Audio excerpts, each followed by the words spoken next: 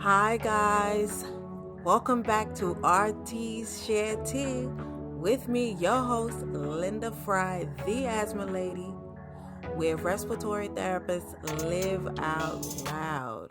Right, guys? So, today we're going to talk about something that may sound a little weird, but it is the topic of going backwards to move forward, right? So usually when we hear going backward, it's like negative, but I'm going to tell you situations where this can actually help you. All right? And so we're talking about going backwards to move forward. So I'm going to tell you a story of my early career as a respiratory therapist. So I started as a night shift respiratory therapist at a level one trauma center in New York, Queens.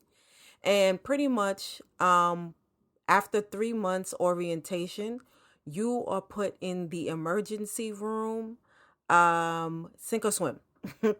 Pretty much, just to put it out there. So you put your sink or swim, you're put in the emergency room, and it's a little scary because it's so fast paced and you see a lot very quickly.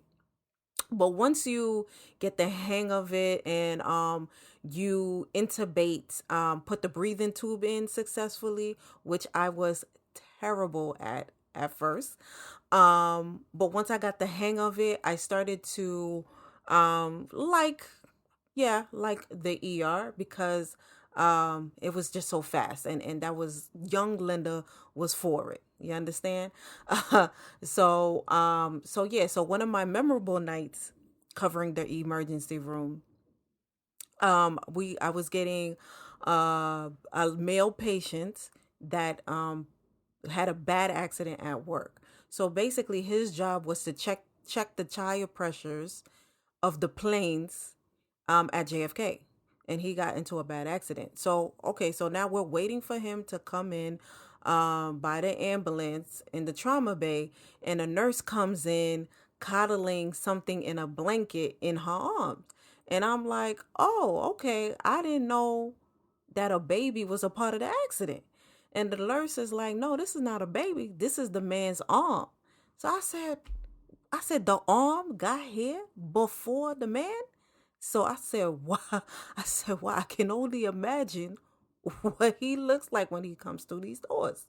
So he comes in, and shockingly, he's alive and breathing.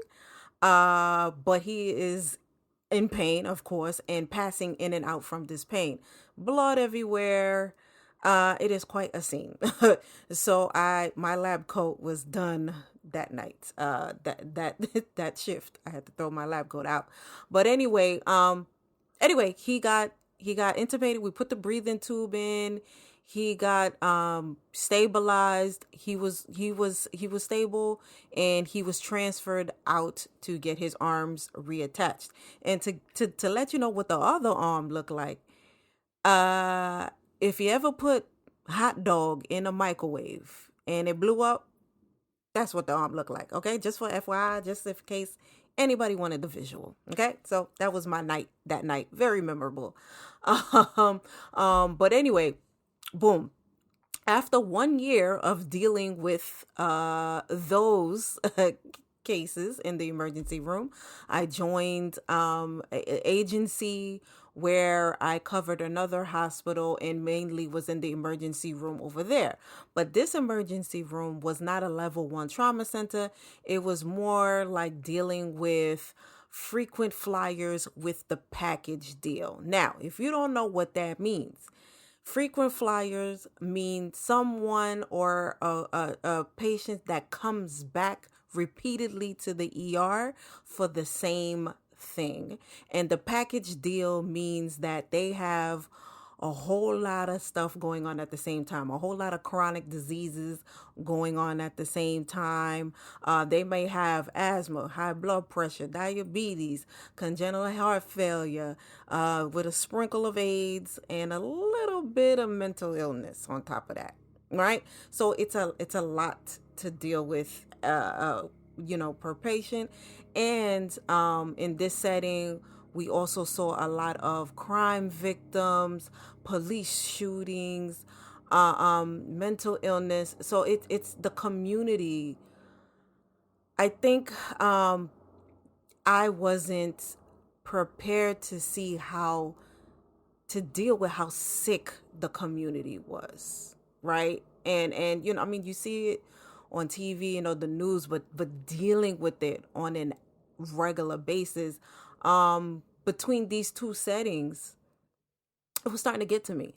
I was starting to change. And one day I remember, right? I remember like yesterday, and this was, we're talking like 2009, right? So I was in the grocery store with my mom, in the supermarket, and the loudspeaker kept going off. And every time the loudspeaker would go off, I would stand straight, my shoulders would go high, and I would look up, and it would be like, boom, bananas on sale for 59 cents a pound. And my mom would be looking at me like, oh, yes, that is a good price for the bananas. And I'd be like, okay. And it would keep happening. And I would keep, like, standing there. And my mom is like, well, what's wrong with you? And I'm like, I don't know. I feel like I'm at work. So the bells, the loudspeaker going off kept reminding me of the emergency room. So not just that, my friends started to say that I was getting cold and detached. So every time my friends were telling me stories, talking about their boyfriend or whatever, I'd be like, okay, well, we'll just leave him. Okay, well then stay with him. And I'd be like, okay, well, it is what it is. They'd be like, well, dang, can I just tell you a story? And so I was getting impatient. I started doing random art projects around the house. And my husband was looking at me like, Linda, are you okay? So I guess I was just, I didn't know how to take all this stuff. And what realized was, I don't know if this is a real thing, and someone can tell me if this is real, but I think I had occupational depression. That's what I call it, because I felt physically ill at work. Like I just felt not happy and sick at work. And so, but I would show up and do my job, and I was, taking care of patients and whatever, but I felt ill. When I went home, I was okay. It was just, I just did not understand it. And then I eventually had one shift that changed my life. And how I became, basically, it is my journey. What happened to me that night is set me on the path to becoming the asthma lady, basically who I am now. So that story I'm going to save for another episode because it's long. But I do want to share that story with you guys, right? But anyway, so based on all of these things happening, I decided, okay, you know what? I want to understand the frequent flyers. I want to understand the package deal patient. I want to understand why this community is sick and how to help these type of communities. You understand? So I made the decision to go back to school, get my master's. And to do that, I had to make the decision to take the job that paid me less. So out of all my jobs is right? Jobs is plural of the plural. It means I had a lot of jobs. Okay? So out of all my jobs is I had to turn a lot of those down, opportunities down, and I had to take the lesser paid job for peace of mind and to have a schedule that would allow me to focus on going to school. And of course, when I told some family and some friends and some coworkers that I was doing that, it made no sense to them. And they were like, well, you're going backwards. Why would you take a job that paid you less? And why would you go back to school for people were just like, well, you're not going to make more money with that degree. I mean, not that I asked them that, but folks definitely was quick to let me know that getting my master's in public health wouldn't mean anything or wouldn't give me more money. But it was one of the best decisions I made in my career. And it is why I am here now.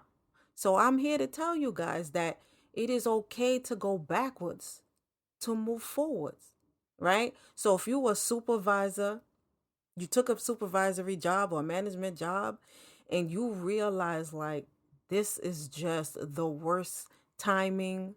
You need peace. You're miserable. The team is miserable.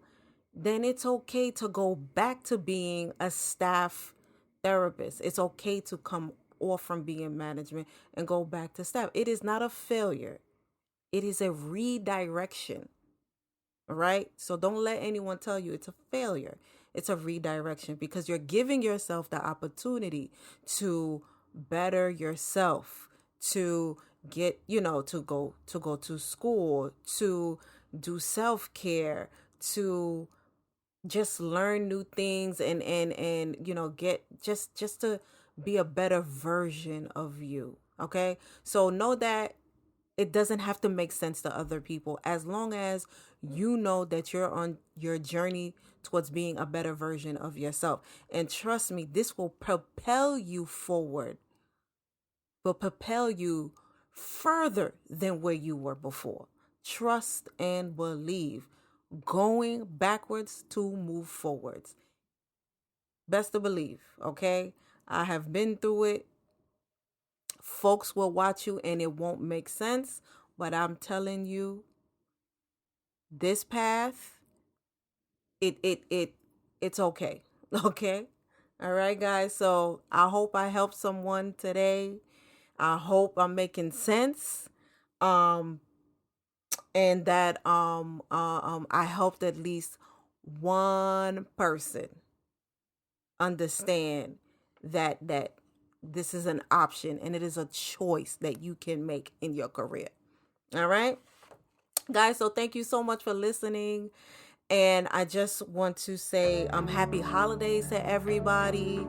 And with that being said, the Christmas and the holiday season is here, and so many children have been out of the home due to storms like Hurricane Ida and all these superstorms and natural disasters.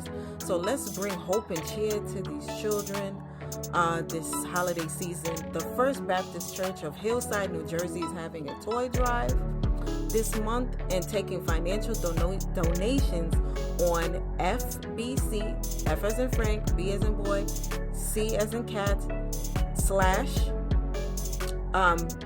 dash Hillside, HILLSIDE.org, and click on the give button where there'll be a prop down for the toy giveaway.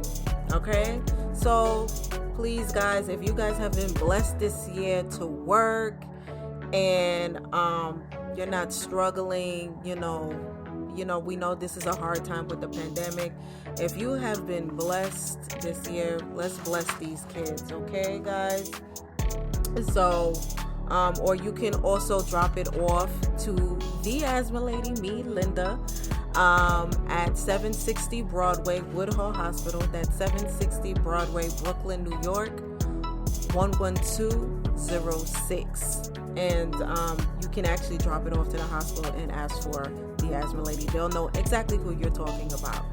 All right, guys, thank you so much for joining me again. Know that we are here every Wednesday, 6 p.m. Eastern Time. And I just want to encourage you guys to invest in yourself and to only compete with yesterday's version of you. All right, guys, thank you so much, and I'll see you soon.